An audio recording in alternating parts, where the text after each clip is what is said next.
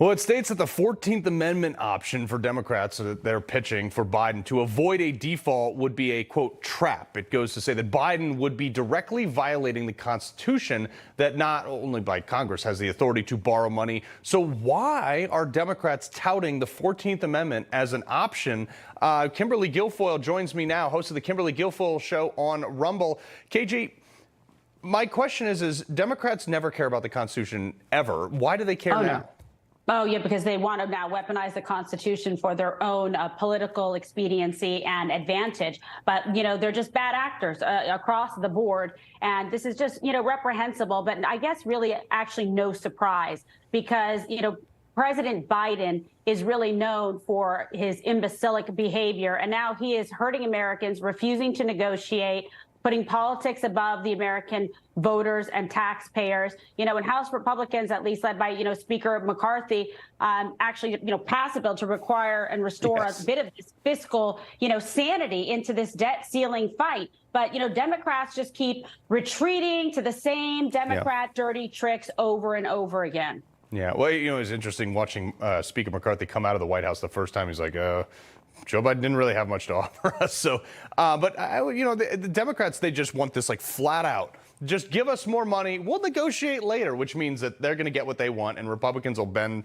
the knee and they'll give everything away. But the 14th Amendment says, you know, that we have an obligation to pay our debts. Sure, we can pay our debts and we just cut non-essential employees and we use that money to pay our debts. I think that is keeping within the Constitution. That doesn't sound like a bad idea, does it?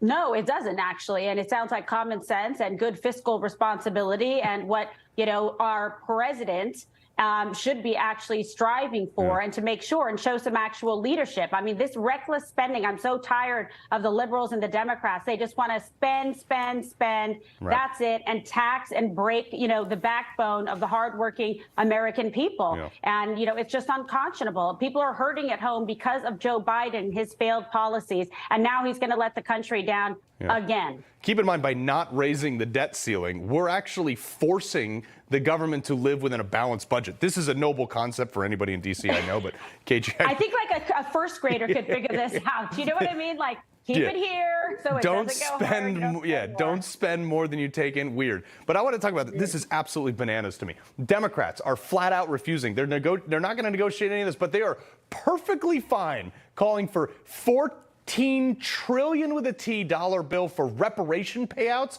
for descendants of slaves. Here's what Hakeem Jeffries said about this today. Unbelievable. The American people want to see opportunity created in every single zip code. That's my objective in this position that I'm privileged to hold.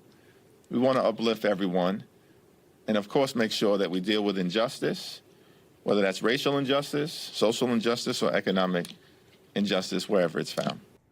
Santa Claus, free stuff for everybody. It's just insane. Yeah, it really is. And it's so irresponsible. And, you know, this is just political pandering.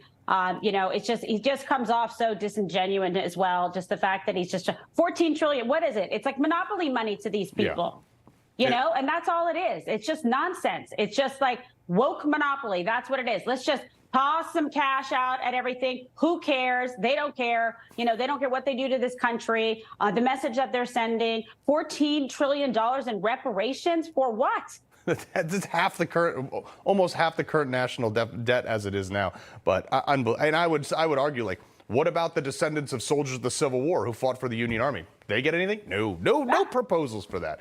Kimberly Guilfoyle, always a pleasure. All right, you too. Be well.